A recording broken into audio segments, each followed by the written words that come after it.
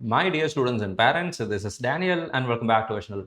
Tamil Nadu medical கவுன்சிலிங்க்கு கிட்டத்தட்ட 72,000க்கும் அதிகமான மாணவர்கள் அப்ளிகேஷன் போட்டிருக்காங்க அப்படிங்கிற மிக முக்கியமான அப்டேட் அப்படிங்கிறது வந்திருக்கு. இதில் கவர்மெண்ட் கோட்டாக்கு எத்தனை பேர் அப்ளை பண்ணியிருக்கிறாங்க, மேனேஜ்மெண்ட் கோட்டாக்கு எத்தனை பேர் அப்ளை பண்ணியிருக்கிறாங்க, ப்ளஸ் நமக்கு டோட்டலாக எவ்வளோ சீட்ஸ் இருக்குது, இந்த மாதிரி பல்வேறு முக்கியமான விஷயங்களை இந்த வீடியோவில் டிஸ்கஸ் பண்ண போகிறோம். இது மெடிக்கல் செலெக்ஷன் கமிட்டிலேருந்து வந்த மிக முக்கியமான ஒரு அப்டேட். நியூஸ் மீடியாவில் இன்னைக்கு காலையில் இதை நீங்கள் நிறைய நியூஸ் பேப்பர்ஸில் பார்த்துருப்பீங்க.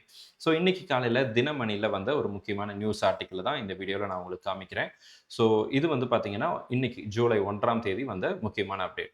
ஸோ எம்பிபிஎஸ், பிடிஎஸ் படிப்புகளுக்கு நிகழாண்டில் 72,943 பேர் விண்ணப்ப பதிவு செய்துள்ளதாக மருத்துவ கல்வி இயக்குநரகம் தெரிவித்துள்ளது அப்படிங்கிற ஒரு முக்கியமான அப்டேட்டை கொடுத்துருக்காங்க.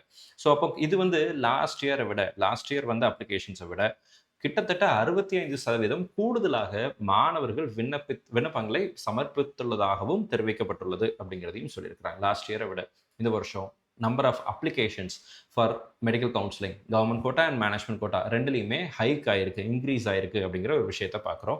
இப்போ நமக்கு எல்லாத்துக்கும் தெரியும் இல்லைங்களா, தமிழ்நாட்டில் டோட்டலாக 36 கவர்மெண்ட் மெடிக்கல் காலேஜஸ் இருக்குது, ப்ளஸ் வந்து ஒரு செமி கவர்மெண்ட் காலேஜ் இருக்குது. டோட்டலாக இந்த 37 கல்லூரிகளை சேர்த்து 5,200 இடங்கள் அப்படிங்கிறது இருக்குது. இந்த 5,200 இடங்களில் கிட்டத்தட்ட 888 இடங்கள் நமக்கு வந்து ஆல் இண்டியா கோட்டாக்கு போக போகுது. 15% ஆல் இண்டியா கோட்டாக்கு போயிடும். அப்போ மிச்சம் இருக்கிற இடங்கள் தமிழ்நாடு கவர்மெண்ட் கவுன்சிலிங்கில் கவர்மெண்ட் கோட்டா கவுன்சிலிங்கில் ஃபில் பண்ணப்படுவாங்க. இதே மாதிரி தமிழ்நாட்டில் 22 பிரைவேட் காலேஜஸும் 4 பிரைவேட் யூனிவர்சிட்டிஸும் இருக்கு. இதில் பார்த்தீங்கன்னா பிரைவேட் யூனிவர்சிட்டிஸில் 550 இடங்களும், பிரைவேட் காலேஜஸில் 3,450 இடங்களும் இருக்கு.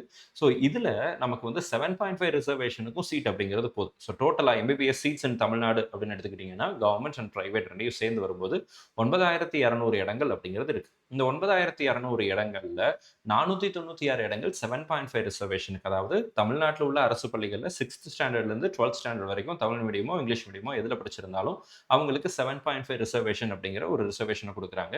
அதில் 496 இடங்கள் அப்படிங்கிறது போகுது.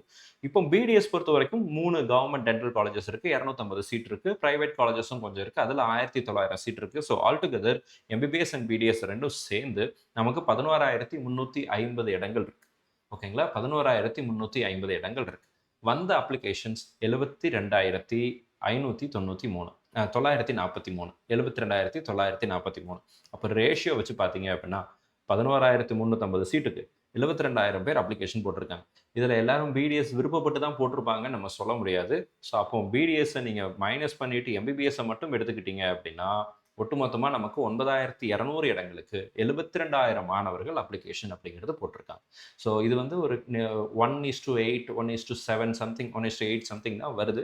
ஸோ இந்த ரேஷியோவில் தான் காம்படிஷன் அப்படிங்கிறது இப்போ இருக்குது. ஸோ அப்போ மேனேஜ்மெண்ட் கோட்டாலையும் ஸ்லைட் காம்படிஷன், லாஸ்ட் இயரை விட இந்த வருஷம் கொஞ்சம் காம்படிஷன் அதிகமாக இருக்கும் அப்படிங்கிற ஒரு எண்ணம் அப்படிங்கிறது இருக்குது.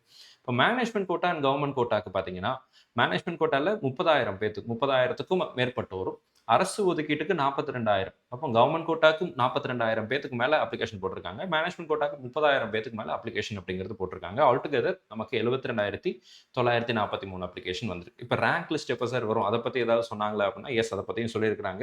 விண்ணப்பதாரர்கள் நீட் மதிப்பெண்களை மத்திய அரசிடமிருந்து பெற்று அதன் அடிப்படையில் கணினி முறையில் தரவரிசை பட்டியல் தயாரிக்கப்பட்டு அடுத்த சில நாட்களில் வெளியிடப்படும் என்றும் அவர்கள் கூறியுள்ளனர். அதைத் தொடர்ந்து கலந்தாய்வு தேதி அப்படிங்கிறது பின்னர் அறிவிக்கப்படும் அப்படிங்கிற விஷயத்த சொல்லியிருக்கிறாங்க. ஸோ அப்போ இப்போதைக்கு இன்னைக்கு காலையில் தான் நம்ம ரீசெண்டாக ஒரு வீடியோ போட்டோம், collection of NEET UG results from MCC அப்படின்னு ஒரு வீடியோ போட்டிருந்தோம். அதன் அடிப்படையில் தமிழக மருத்துவ கலந்தாய்வு மெடிக்கல் செலெக்ஷன் கமிட்டி எம்சிசி கிட்ட இருந்து அந்த ரேங்க் லிஸ்ட்டை, ஆல் இண்டியா ரேங்க் லிஸ்ட்டை, ஆல் இண்டியாவினுடைய ஸ்கோரை கலெக்ட் பண்ணிக்குவாங்க, உங்களுடைய நீட் ஸ்கோரை. அதை பேஸ் பண்ணி கம்ப்யூட்டரைஸ்டு ரேங்க் லிஸ்ட் அப்படிங்கிறது ஜென்ரேட் பண்ணுவாங்க. கூடிய சீக்கிரத்தில் ரேங்க் லிஸ்ட் வந்துடும் அப்படின்னு சொல்லியிருக்கிறார். இதெல்லாம் இப்போதைக்கு வந்திருக்கிற அப்டேட், மெடிக்கல் செலெக்ஷன் கமிட்டியிலேருந்து எம்சிசிலேருந்து வந்த அப்டேட் தான் இதெல்லாம் பார்த்துட்டு இருக்கோம். நேற்றுக்கு மத்திய பிரதேஷ் ஹைகோர்ட்லேருந்து வந்த அப்டேட்டுக்கு என்டிஏ என்ன சொல்ல போகிறாங்க அப்படிங்கிறத பொறுத்து இந்த ப்ராசஸ் இன்னும் டிலே ஆகுமா அல்லது சொன்னபடி சீக்கிரமாக நடந்துடுமா அப்படிங்கிறத பொறுத்திருந்து பார்க்கலாம். இந்த நேரத்தில் மாணவர்களுக்கும் பெற்றோர்களுக்கும் இருக்கிற பெரிய கேள்வி அப்படிங்கிறது என்னென்னா, இந்த மெடிக்கல் கவுன்சிலிங் ப்ராசஸில் மட்டும் ஏன் இவ்வளோ பிரச்சனை வருது அப்படிங்கிறதான். உங்களுக்கு இன்ஜினியரிங் கவுன்சிலிங் நடக்குது, டிஎன்ஐ ஒரு பக்கம் போகுது, ஜோசா வருஷம் வருஷம் நடத்திட்டு இருக்கிறாங்க, எல்லாமே ஆன்லைனில் தான் போகுது. இந்த கவுன்சிலிங்லாம் இப்படிப்பட்ட பெரிய பிரச்சனைகளே இல்லையே, ஏன் இந்த மெடிக்கல் கவுன்சிலிங்கில் மட்டும் இப்படி பாடாப்படுத்துறீங்க அப்படிங்கிறதா பெற்றோர்களுக்கும் மாணவர்களுக்கும் இருக்கிற எஸ்பெஷலி போஸ்ட் நீட்டுக்கு அப்புறம், நீட் எக்ஸாம் முடிச்சதுக்கப்புறம் இப்படி தான் நம்ம பேச வேண்டியிருக்கு. நீட் எக்ஸாம் முடிச்சதுக்கப்புறம் எல்லா வருஷமும், இந்த வருஷம் மட்டும் இல்லை, எல்லா வருஷமுமே அந்த டிலே அப்படிங்கிறது வந்து தொடர்ந்து இருந்துக்கிட்டே இருக்கு. இப்போ இந்த வருஷமும் இந்த மாதிரியான கேஸ் அப்டேட்னால டிலே அப்படிங்கிறது இருக்கு. என்னுடைய kind request from the parents point of view as well as students point of வியூல இருந்து ஒரு ஆசிரியரா என்னுடைய பார்வையிலையும் நான் வைக்கிற ஒரு கோரிக்கை என்ன அப்படின்னா, இந்த மருத்துவ கலந்தாய்வை அதனுடைய ப்ராசஸை சிம்பிளிஃபை பண்றதுக்கு, இல்லைன்னா இப்போ எக்ஸாம் முடிக்கிறாங்க, மே மாசம் எக்ஸாம் முடிஞ்சது. இப்போ நம்ம ஜூன் முடிஞ்சு ஜூலையே ஆரம்பிச்சிருச்சு. கிட்டத்தட்ட 2 மாசம் இதுலயே போயிடுச்சு. அப்போ இந்த மே மாசம் ஃபுல்லா போகுது, ஜூன் மாசம் ஃபுல்லா போயிடுச்சு. இப்போவும் வரைக்கும் நமக்கு நீட் எக்ஸாம்க்கு அடுத்த கவுன்சிலிங் எப்ப ஆரம்பிக்கும் அப்படிங்கிறது தெரியாம தான் பசங்க இருக்கிறாங்க. அப்போ இத வந்து இன்னும் கொஞ்சம் கட் ஷார்ட் பண்ணி, இன்னும் கொஞ்சம் அந்த டைம் லைன கொஞ்சம் குறைச்சு, சீக்கிரமா கவுன்சிலிங் ப்ராசஸ் ஆரம்பிச்சா, தேவையில்லாத குழப்பங்கள மாணவர்களுக்கு தவிர்க்கலாம் அப்படிங்கிறது என்னுடைய பாயிண்ட்டா இருக்கு. நீங்க என்ன நினைக்கிறீங்க அப்படிங்கிறத கமெண்ட் செக்ஷன்ல டைப் பண்ணுங்க. அடுத்தடுத்த வீடியோல வேற ஏதாவது முக்கியமான அப்டேட் வந்துச்சு அப்படின்னா, அதையும் நம்ம வீடியோவா பதிவு செய்வோம். இந்த வீடியோ உங்களுக்கு யூஸ்ஃபுல்லா இருக்கும்னு நினைக்கிறேன். இந்த வீடியோ பிடிச்சிருந்துச்சு அப்படின்னா மறக்காம வீடியோ லைக் பண்ணிடுங்க. அண்ட் சேனல் இதுவரைக்கும் நீங்க சப்ஸ்கிரைப் பண்ணாம இருந்தீங்க அப்படின்னா மறக்காம சேனலையும் சப்ஸ்கிரைப் பண்ணி வச்சுக்கோங்க. All the very best and thank you so much. நம்ம சேனல்ல பார்க்கக்கூடிய மாணவர்கள் மற்றும் பெற்றோர்களுக்கு அவங்க விரும்பின அரசு மருத்துவக் கல்லூரிகள்ல அவங்க விரும்பின இடங்கள் கிடைக்கணும்னு சொல்லி உங்களுக்கு நான் ப்ரே பண்ணிக்கிறேன். All the very best and thank you so much.